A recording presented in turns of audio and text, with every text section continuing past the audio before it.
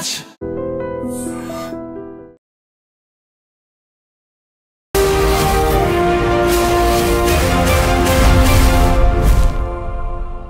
అమెరికాలో మరో విషాదకరమైనటువంటి ఘటన.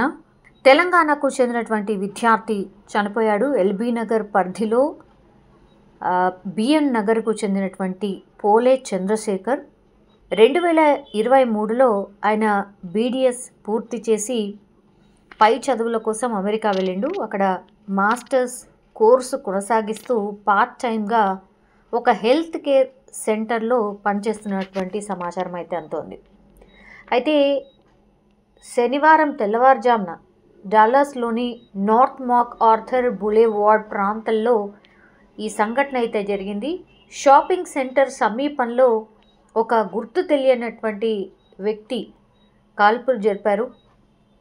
ఆ సమయంలో అక్కడి నుంచి వెళ్తున్నటువంటి చంద్రశేఖర్కు బుల్లెట్ తాకింది. దీంతో తీవ్రంగా గాయపడి అక్కడికక్కడే కుప్పకూలిపోయాడు. దీంతో చూసిన స్థానికులు పోలీసులకు ఇమ్మీడియట్గా సమాచారం ఇచ్చారు. వెంటనే పోలీసులు కూడా ఘటనా స్థలానికి చేరుకోవడం, ఆసుపత్రికి తరలించే లోపే చంద్రశేఖర్ చనిపోయాడు. సో ఇంకా అసలు ఎట్లా జరిగింది ఈ సంఘటన ఏంటి అనేది కూడా ఇంకా స్పష్టత రావాల్సి ఉంది. ఎందుకంటే పోలీసులు కేసు నమోదు చేసి దర్యాప్తు అయితే స్టార్ట్ చేశారు. ఇప్పుడు ప్రాథమిక సమాచారం ప్రకారం అయితే రాబరీ అటెంప్ట్లో భాగంగా ఈ కాల్పులు జరిగినట్టుగా భావిస్తున్నారు. ఎందుకంటే నిందితులు ఘటన అనంతరం వాళ్ళు పారిపోయారు. పోలీసులు ఇప్పుడు సీసీటీవీ ఫుటేజ్ని సేకరించి నిందితులను పట్టుకునే ప్రయత్నం చేస్తూ ఉన్నారు. ఇండియన్ కాన్సులేట్ కూడా ఘటనపై అమెరికా అధికారులతో ప్రస్తుతం మాట్లాడుతోంది. ఒక్కసారిగా చంద్రశేఖర్ మృతి చెందాడు అన్నటువంటి వార్త తెలిసిన వెంటనే కూడా ఆయన స్వస్థలం ఏదైతే ఎల్బీ నగర్ ఉందో, ఎల్బీ నగర్ పరిధిలోని బిఎన్ నగర్లో ఒక్కసారిగా షాక్ అయిపోయారు అందరూ కూడా. తల్లిదండ్రులు కావచ్చు, బంధువులు కావచ్చు, ఈ వార్త విని కన్నీళ్లు పెట్టుకుంటున్నారు. బిఎన్ రెడ్డి నగర్లో ఉన్నటువంటి ఇప్పుడు బాధిత కుటుంబాన్ని అయితే ఎమ్మెల్యే, అక్కడ ఎల్బీ నగర్ ఎమ్మెల్యే సుధీర్ రెడ్డి, అట్లాగే మాజీ మంత్రి హరీష్ రావు కుటుంబానికి ధైర్యం చెప్పే ప్రయత్నం చేశారు. ఎలా జరిగింది ఏంటి డీటెయిల్స్ అన్నీ కూడా వాళ్ళ ఫ్యామిలీ మెంబర్స్తో మాట్లాడే ప్రయత్నం చేశారు. తన కుమారుడు ఇక లేడన్న విషయం మేము అసలు జీర్ణించుకోలేము. జస్ట్ 3 ఏళ్ళు మాత్రమే అయింది నా కుమారుడు వెళ్ళి, ఇట్లా తిరిగి రాని లోకాలకు వెళ్తాడు అని మేము ఊహించలేదు. 3 నెలల తర్వాత వస్తానమ్మా అని మాట్లాడాడు అన్నటువంటి మాట పాపం మా తల్లి చెప్తే రోదిస్తోంది. పూర్తిగా వాళ్ళ కుటుంబానికి ప్రగాఢ సానుభూతి అయితే తెలియజేస్తున్నారు చాలామంది నాయకులు. చంద్రశేఖర్ మృతదేహాన్ని త్వరగా స్వదేశానికి తీసుకురావడానికి తెలంగాణ ఎన్ఆర్ఐ విభాగం కావచ్చు, అమెరికా ఇండియన్ ఎంబసీ కావచ్చు చర్యలు ఆల్రెడీ స్టార్ట్ చేసింది. భారత రాయబార కార్యాలయం కూడా స్థానిక ఎన్జిఓల సహాయంతో ఈ పార్థివ దేహాన్ని ఇక్కడికి పంపించే ప్రక్రియను స్పీడప్ చేయడంలో భాగంగా సంప్రదింపులు అయితే జరుపుతోంది. 2 రోజుల్లో మృతదేహం హైదరాబాద్ చేరుకునే అవకాశం ఉందని కూడా కుటుంబ సభ్యులు చెప్తున్నారు. ఇప్పుడు ఈ ఘటన తర్వాత మరోసారి అమెరికాలో ఉన్నటువంటి తెలుగు విద్యార్థుల్లో ఒక ఆందోళన స్టార్ట్ అయింది. అట్లాగే ఇక్కడ ఉన్నటువంటి తల్లిదండ్రుల్లో కూడా ఒక ఆందోళన మొదలైంది. అమెరికాలో భారతీయ విద్యార్థులపై చాలా ఫ్రీక్వెంట్లీ దాడులు జరుగుతున్నాయి. అంటే అడపాదడపా అని కాదు, అసలు రెగ్యులర్గా దాడులు జరుగుతున్నాయి. సో ఈ సంఘటన ఇప్పుడు ఇంకా కలవరపెడుతోంది తల్లిదండ్రుల్ని.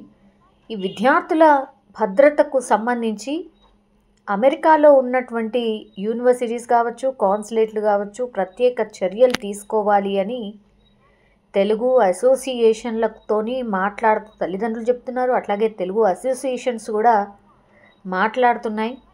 మరీ విపరీతంగా పెరుగుతున్నాయి. అసలు భద్రత ఉందా లేదా అన్న డౌట్ కలుగుతోంది మాకు. ఇన్నేళ్లలో లేనిది అసలు ఈ మధ్య కాలంలోనే క్రైమ్ రేట్ పెరగడం, తర్వాత తెలుగు విద్యార్థులు ఆర్ ఇండియన్కి సంబంధించిన వాళ్ళు చాలామంది చనిపోతున్నారు, గాయాల పాలవుతున్నారు, ఏదో ఒక ఇన్సిడెంట్లో ఏదో ఒకటి జరుగుతోంది అన్నటువంటి మాటనైతే చెప్తూ ఉన్నారు. సో అమెరికాలో దుండగుల కాల్పుల్లో చంద్రశేఖర్ మృతి చెందడంపై దిగ్భ్రాంతి వ్యక్తం చేశారు సీఎం రేవంత్ రెడ్డి. ఆయన ఆత్మకు శాంతి కలగాలని భగవంతుణ్ణి ప్రార్థిస్తూ కుటుంబ సభ్యులకు కూడా ప్రగాఢ సానుభూతిని తెలియజేశారు. చంద్రశేఖర్ కుటుంబానికి ప్రభుత్వం అండగా ఉంటుంది అని కూడా భరోసా ఇచ్చారు. మధు యాష్కి, కాంగ్రెస్ సీనియర్ లీడర్ మాజీ ఎంపీ మధు యాష్కి కూడా వాళ్ళ ఫ్యామిలీ మెంబర్స్తో మాట్లాడారు. అక్కడ ఉన్నటువంటి స్థానిక నాయకులు కూడా వెళ్ళి వాళ్ళ ఫ్యామిలీని కలిసి, లీడర్స్ అందరూ కూడా వెళ్ళి కలుస్తున్నారు, సానుభూతిని తెలియజేస్తున్నారు. గవర్నమెంట్ పరంగా ఏం చేయబోతున్నామని చెప్పే ప్రయత్నం చేస్తూ ఉన్నారు. బాడీని ఎంత త్వరగా అయితే అంత త్వరగా రప్పించే ప్రక్రియ కూడా మేము చేపడుతున్నామన్నటువంటి మాట చెప్తున్నారు. కానీ ఏది ఏమైనా మరోసారి మరో తెలుగు బిడ్డ ఇప్పుడు అమెరికాలో చనిపోయాడు. ఈ వార్త నిజంగా దిగ్భ్రాంతే కాదు, భయాందోళనకు కూడా గురి చేస్తోంది.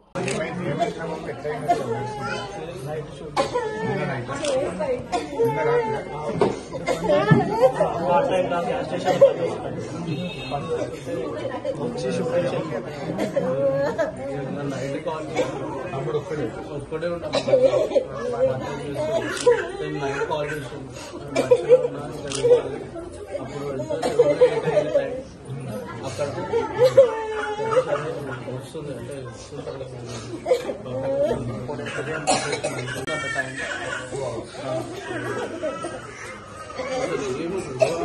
ఏమనలేదండి, వచ్చి మాటల కౌంటర్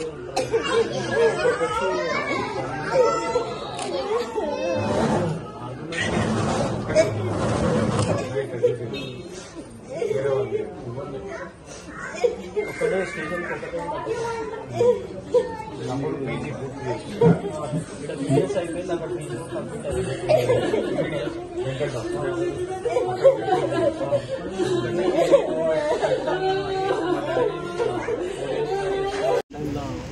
పార్ట్ టైం చేసే నైట్ పూట యూఎస్ డల్లాస్లో సార్ గ్యాస్ స్టేషన్లో పార్ట్ టైం చేస్తుంటే ఎవరో అన్నయ్య పక్కన వచ్చి షూట్ చేసేవారు.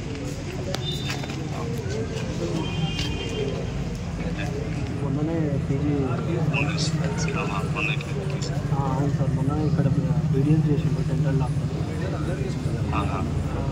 పాలని సార్ కొత్తపేటలో. ఇక్కడ అయిపోయిందని అక్కడ పీజీ చేసుకొని వచ్చి ఇక్కడ క్లినిక్ వెళ్దామని అనుకున్నాం సార్. అది అనుకోకుండా ఇట్లా మేము ఆల్రెడీ చాలా ఇన్సిడెంట్ చేస్తూనే ఉన్నాం. ఎప్పుడు భయం అయినా మాకు చెప్తే ఇట్లా అయింది అట్లా అయిందని చెప్తుండే. మేము కూడా అవన్నీ పంపిస్తున్నాము,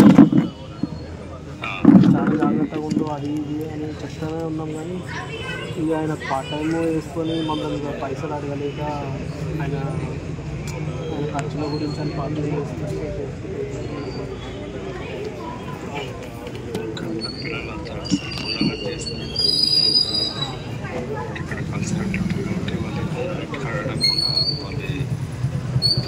మొన్ననే నాకు 3 పాపలు పుట్టినండి. అన్న కూడా మ్యారేజ్ అయింది. ఇక ఎందుకు ఇంట్లో అన్నదంలో మీరు పర్సన్ పెట్టడం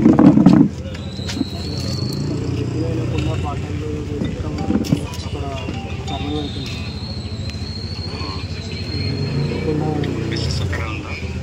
ఆయనకు మ్యారేజ్ ఏం కాలేదు సార్. 29 ఇయర్స్. చిన్నోడు మా ఇద్దరు కంటే, మా ఇద్దరు అన్నదమ్ముల కంటే చిన్నోడు.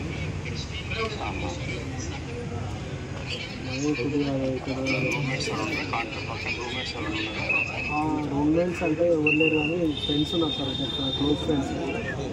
వాళ్ళు వేరే కంట్రీ ఉంటే కూడా వస్తున్నారు. ఒక ఆయన ఫ్లోరిడా ఉంటే, ఒక ఆయన అక్కడనే ఉంటే నియర్ బై ఉంటే వస్తున్నారు. అదే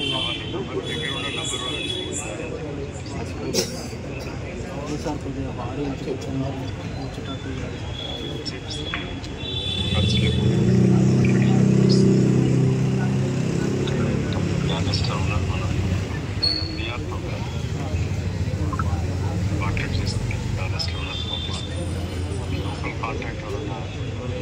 పాస్పోర్ట్ గిట్ట తీయాల్సి వస్తుంది.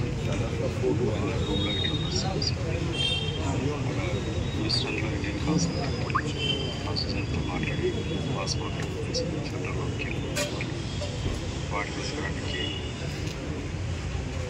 క్రాస్ ఇండియన్ కాన్స్టిట్యూట్ పర్మిషన్ ఇస్తుంది. ఓకే అది కూడా వాళ్ళు తీసుకొని కోఆర్డినేట్ చేపిస్తారు. అంతా లోకల్ కూడా కాంటాక్ట్ ఉంటే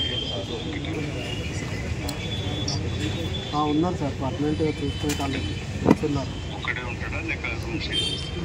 రూమ్ షేరింగ్ ఉంటుంది. రూమ్ షేరింగ్ ఉంటే వాళ్ళు బెటర్ ఉంటే కోఆర్డినేట్ చేసి కొద్దిగా సార్ చాలా రూమ్ కూడా వెళ్ళి వాళ్ళు మాట్లాడతారు. కొద్దిగా ఫండ్స్ కూడా మా దగ్గర సార్ చాలా ఇబ్బందులు అది మీరేంటి ఇంగ్లీష్ అవసరం లేక ఇంగ్లీష్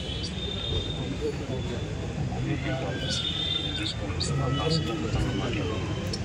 మన ఎప్పుడైనా ఉన్నతనే స్పీకర్ సార్ ఫ్రాన్సిస్కో ఉంటాడు. సో అతను ఆయనతో మాట్లాడి ఇక్కడ హ్యూస్టన్ వేరే కాన్సెప్ట్ ఉంటుంది. అయితే ఫోన్ చేసి తొందరగా నేను అక్కడ వాళ్ళ రూమ్ బయట నంబర్ ఇస్తే కోఆర్డినేట్ చేసి పంపిస్తాను. రాష్ట్రకి టెక్స్ట్ చేయండి చేసి పెట్టాను.